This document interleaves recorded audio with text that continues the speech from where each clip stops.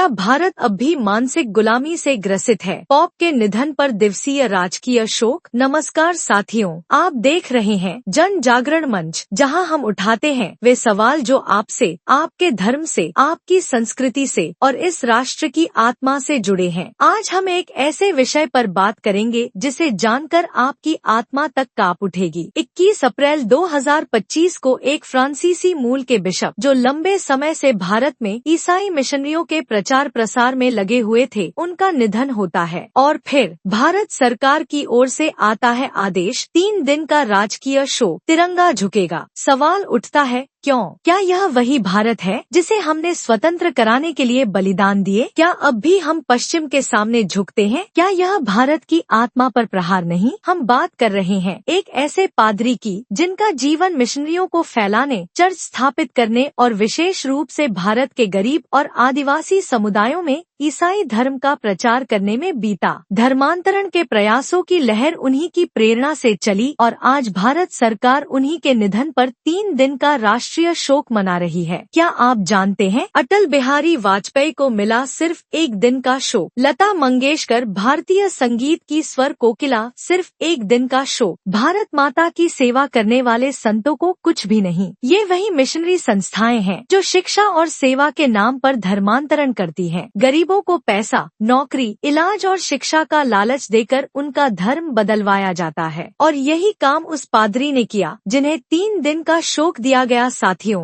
ये कोई साधारण निर्णय नहीं है। यह हमारी संप्रभुता, हमारे धर्म, हमारी संस्कृति और सबसे बढ़कर हमारे तिरंगे के सम्मान पर हमला है। क्या यह तिरंगा इसलिए झुका था ताकि एक ऐसे व्यक्ति को सम्मान दिया जाए जिसने हमारी आस्था को चुनौती दी, जिसने भारत के सनातन समाज को तोड़ने का काम किया? आज हम उन नायकों को भूलते जा रहे हैं जिन्होंने भारत को आत्मनिर्भर और सांस्कृतिक रूप से समृद्ध बनाया। क्या महर्षि अरविंद को कभी 3 दिन का राजकीय शोक मिला? क्या स्वामी विवेकानंद के लिए तिरंगा झुका? क्या मदन मोहन मालवीय या स्वामी दयानंद सरस्वती के लिए सरकार ने कभी ऐसा निर्णय लिया? हमारा राष्ट्र, जो कभी विश्वगुरु था, आज एक विदेशी पादरी की मृत्यु पर अपने झंडे को झुकाता है। यही मानसिक गुलामी है।